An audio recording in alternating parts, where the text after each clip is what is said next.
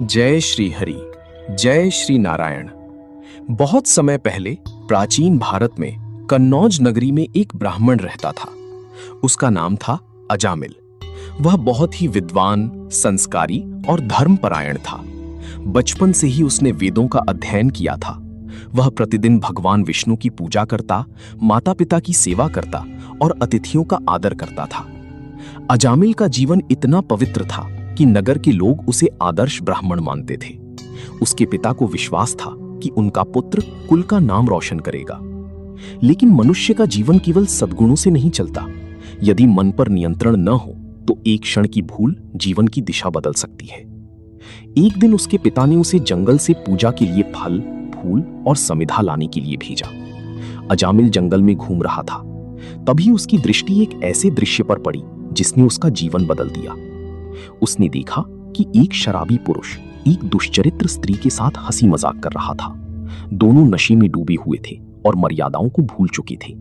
अजामिल ने ऐसा दृश्य पहले कभी नहीं देखा था। उसका मन विचलित हो उठा।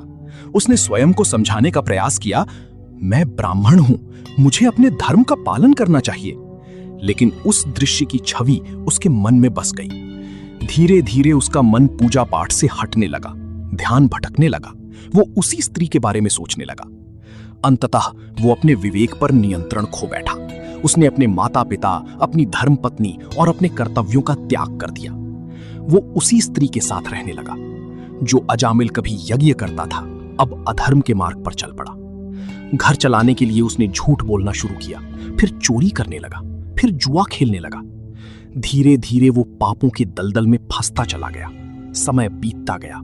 उसके कई पुत्र हुए, लेकिन सबसे छोटा पुत्र उसे अत्यंत प्रिय था। उस पुत्र का नाम था नारायण। कहा जाता है कि भगवान की कृपा अद्भुत होती है। शायद अजामिल के पूर्व जन्मों के पुण्य जाग उठे थे। वो अपने छोटे पुत्र को बड़े प्रेम से पुकारता, नारायण इधर आओ, नारायण भोजन कर लो, नारायण मेरे पास बैठो। दिन हो या रात वो बार बार अपने पुत्र का नाम लेता, नारायण नारायण। उसे ये पता भी नहीं था कि वो अनजाने में भगवान का नाम जप रहा है। वर्ष बीतते गए। अजामिल वृद्ध हो गया। उसका शरीर कमजोर हो गया। अब मृत्यु का समय निकट था। एक दिन वो बिस्तर पर पड़ा था। उसकी सांसें तेज चल रही थीं। परिवार उसके आसपास खड़ा था। तभी अचानक उसने एक भयानक दृश्य देखा।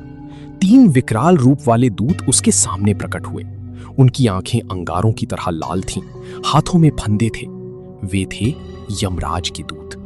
उन्होंने कहा, अजामिल, तुम्हारे पापों का समय पूरा हो चुका है, चलो हमारे साथ। अजामिल भय से कांप उठा। उसे अपने जीवन के सारे पाप याद आने लगे। वो रोने लगा। उसी समय उसने अपने प्रिय पुत्र को पुकारा, नारायण नारायण बेटा मेरे पास आओ। लेकिन वो केवल अपने पुत्र को नहीं पुकार रहा था। उसके मुख से भगवान का पवित्र नाम निकला था। जैसे ही नारायण शब्द निकला, पूरा वातावरण दिव्य प्रकाश से भर गया। 4 दिव्य पुरुष वहां प्रकट हुए। उनके हाथों में शंख, चक्र, गदा और पद्म थे। उनका स्वरूप अत्यंत तेजस्वी था। वे थे भगवान विष्णु के दूत, विष्णुदूत। उन्होंने यमदूतों को रोकते हुए कहा, रुको, तुम इस व्यक्ति को नहीं ले जा सकते। यमदूत आश्चर्यचकित हो गए। उन्होंने कहा, ये व्यक्ति पापी है। इसने चोरी की, छल किया, अधर्म किया। इसे नरक में ले जाना हमारा कर्तव्य है। विष्णुदूत बोले, सत्य है कि इसने पाप किए हैं, लेकिन मृत्यु के समय इसने भगवान नारायण का नाम लिया है।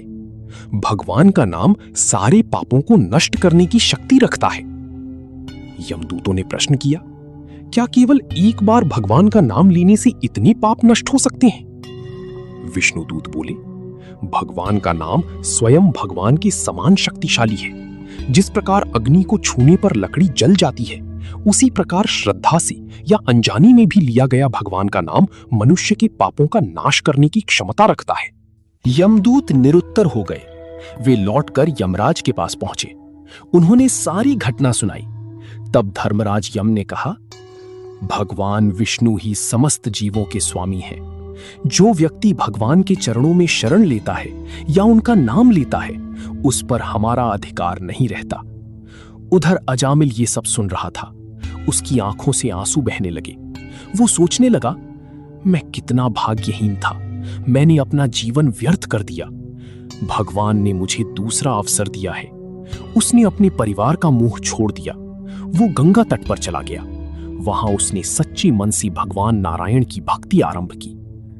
अब वो रो रो कर प्रार्थना करता, हे प्रभु, मैंने अज्ञानवश अनेक पाप किए, मुझ पर कृपा कीजिए। वो जप करने लगा, ओम नमो नारायणाय। दिन बीतते गए, उसका हृदय शुद्ध होने लगा। उसका मन भगवान में लग गया। जो व्यक्ति कभी पापों में डूबा था, वही अब भगवान का अनन्य भक्त बन गया। वर्षों तक भक्ति करने के बाद एक दिन फिर से विष्णुदूत उसके सामने प्रकट हुए। इस बार अजामिल भयभीत नहीं था, उसके चेहरे पर शांति थी। उसने भगवान का स्मरण किया। विष्णुदूत बोले, हे भक्त, अब तुम्हारा समय पूर्ण हुआ है, चलो भगवान के धाम में चले। अजामिल ने भगवान को प्रणाम किया। उसकी आंखों से आनंद के आंसू बह निकले। वो दिव्य विमान में बैठकर वैकुंठ धाम को प्रस्थान कर गया। प्रिय भक्तों, अजामिल की कथा हमें 3 महान शिक्षाएं देती है। पहली शिक्षा, मनुष्य कितना भी ज्ञानी क्यों ना हो, यदि वो अपने मन और इंद्रियों पर नियंत्रण नहीं रखता तो पतन संभव है। दूसरी शिक्षा, भगवान का नाम अत्यंत शक्तिशाली है। सच्चे भाव से लिया गया नाम जीवन बदल सकता है। तीसरी शिक्षा, कोई भी व्यक्ति इतना बड़ा पापी नहीं कि भगवान की कृपा उसे क्षमा ना कर सके। यदि पश्चाताप सच्चा हो और हृदय से भक्ति की जाए तो भगवान अपने भक्त को अवश्य स्वीकार करते हैं। आइए हम सब मिलकर भगवान नारायण का स्मरण करें। नारायण नारायण, ओम नमो नारायणाय। हरे राम राम राम हरे हरे, हरे कृष्ण कृष्ण कृष्ण हरे हरे। इसी मंगलमय संदेश के साथ जय श्री हरि, जय श्री नारायण।